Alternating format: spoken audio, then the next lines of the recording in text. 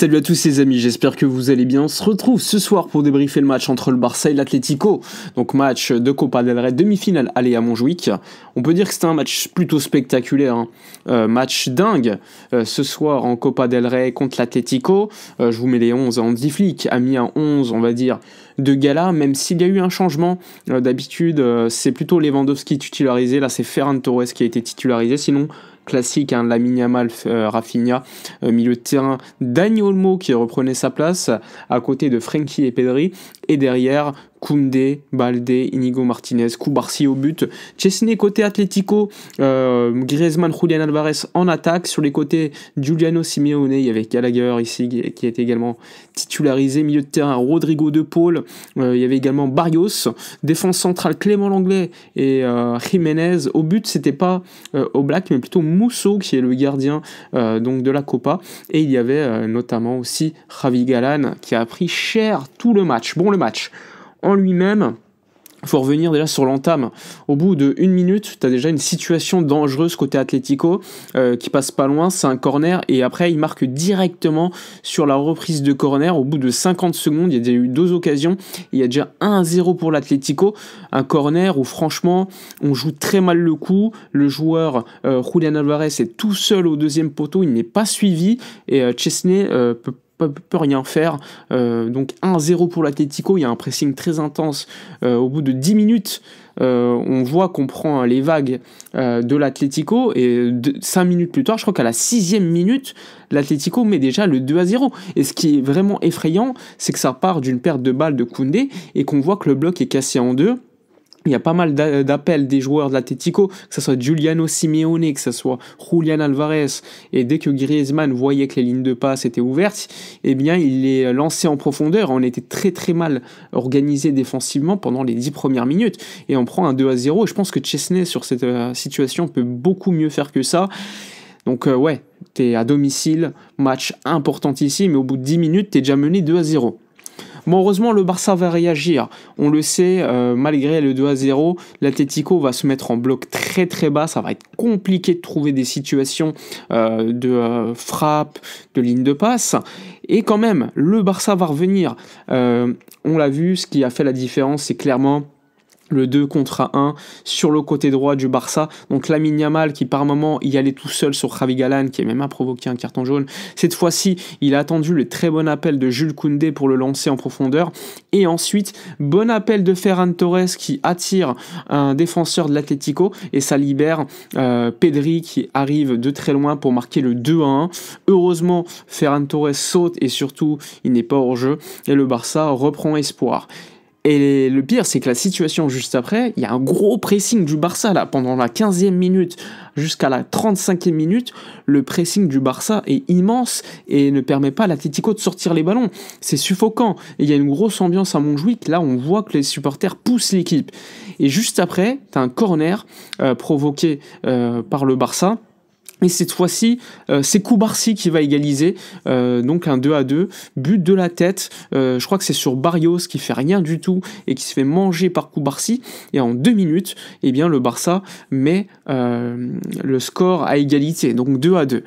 Cette fois-ci, le match va un peu plus se calmer, mais l'Atlético aura beaucoup de mal à sortir les ballons. Et il faut le savoir, le Barça aura des situations pour élargir le score. Il y a une situation où Ferran Torres, je ne voulais pas citer, mais on était mené 2-0. Ferran, on a une grosse en 1 contre 1 contre Musso, il perd le duel. Et ensuite, il y a une autre situation où je crois que c'est à 2-2. Il est tout seul devant le but, il fait un bon pressing, il dribble Musso.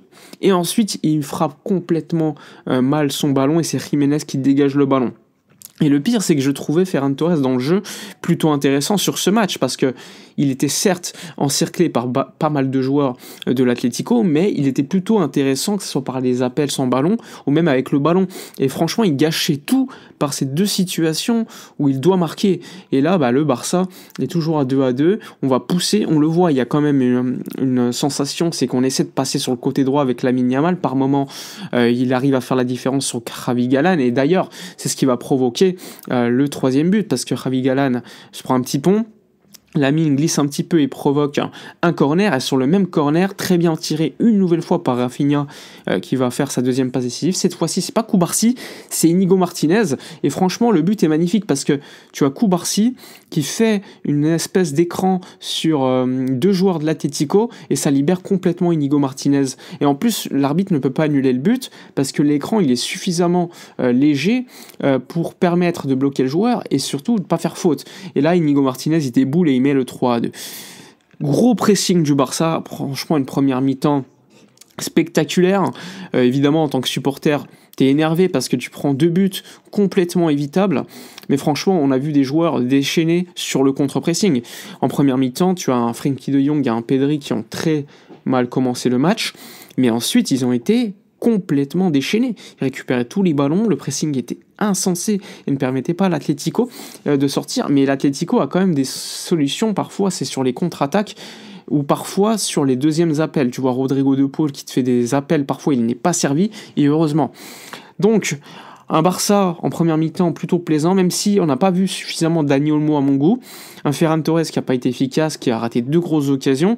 Sinon, globalement, les joueurs ont été beaucoup plus intéressants sur les 40 minutes ensuite, après le second but de l'Atlético, où cette fois-ci, la physionomie du match, mais également l'ambiance, mais également le pressing du Barça les a poussés à être beaucoup mieux sur le terrain. Après, évidemment, il y a des critiques à faire. Face à un bloc bas, c'est toujours très compliqué quand même de trouver les espaces, mais le Barça a poussé et a réussi quand même à mener au score à la mi-temps alors que tu es mené 2-0 au début du match. Donc 3-2 à la mi-temps, c'était quand même pas mince à faire. La seconde mi-temps a été également spectaculaire, hein, le Barça, on se disait aller mener, continuer à jouer, et ouais, c'est ce qui va se passer pendant de longues et longues minutes. Le Barça va même mener 4-2, ça va venir un peu tardivement je trouve, par Lamine Yamal sur le côté droit qui va faire la différence sur Reinildo qui était rentré en jeu. Et c'est Lewandowski qui va marquer le 4-2. Là, tu te dis, bon, le Barça contrôle le tempo du match. On crée des situations. Juste après, tu as un centre de Rafinha pour Lewandowski qui passe pas loin. Bref, il y a beaucoup de situations, il y a beaucoup d'occasions, mais on n'est pas assez efficace. Et l'Atlético, eh bien, à partir de la 65e, 70e minute, commence à avoir beaucoup plus d'opportunités. Il y a une grosse parade de Chesney à un moment donné.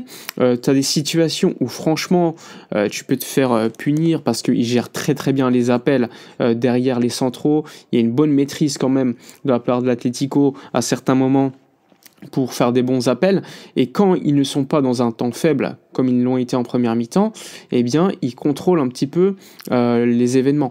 Et là, il va se passer un petit peu ce qu'on a vu en Liga, c'est-à-dire que le Barça va encaisser le 4-3, puis le 4-4. Et c'est aussi le fruit d'une mauvaise gestion de la part des joueurs sur le terrain, du tempo du match. Tu mènes 4-2, tu as des situations. Peut-être que tu dois apprendre à beaucoup mieux gérer quand tu mènes au score et que tu dois gérer, on va dire, une qualification, même si, attention, il y a un match retour. Et un petit peu comme en Liga, tu continues d'attaquer, et ensuite, derrière, il y a trop d'espace et tu te fais punir. Une fois sur le côté, avec un centre très bon pour trouver tout seul Marcos Llorente, et une autre situation où Koundé glisse, pas hors jeu, signe centre pour Sorloth, qui égalise. Bon, c'est les mêmes symptômes qu'on a vu en Liga. Les changements d'Hansi Flick sont peut-être à critiquer avec la sortie de Pedri et de Rafinha qui sont peut-être les 2 meilleurs joueurs de l'équipe avec Lamine Yamal. Oui, ça c'est clair. Il y a une gestion également des temps faibles qui est problématique côté Barça, des temps de jeu parce que il n'y a pas que la Copa del Rey et le match retour sera difficile à l'extérieur au Rayader, je crois que c'est... ils ont changé de nom de stade, je ne sais plus, Civitas ou Vanda ou je sais plus quoi. Bref, ça va être compliqué à l'extérieur. Et là, franchement, waouh, déception parce que comme en Liga, tu mènes, comme en Liga, tu ne sais pas gérer, on va dire, le fait de mener. Et là, c'est sur 2 matchs, tu ne dois pas donner de but. Et Hansi Flick, avant le match, en avait parlé en conf de presse. Et malheureusement, tu fais la même erreur. Ça fait 4-4 sur le match. Tu étais content à la 70e minute, et à la fin du match, tu es énervé. Parce que tu te prends des buts au tout début du match, et tout à la fin du match. 2 à chaque fois, alors que tu es largement supérieur à l'Atlético sur le match, selon moi. Bref, dites-moi votre avis dans les commentaires, hein, likez, commentez, partagez. Je vous dis à la prochaine et d'ici là, comme d'habitude, portez-vous bien.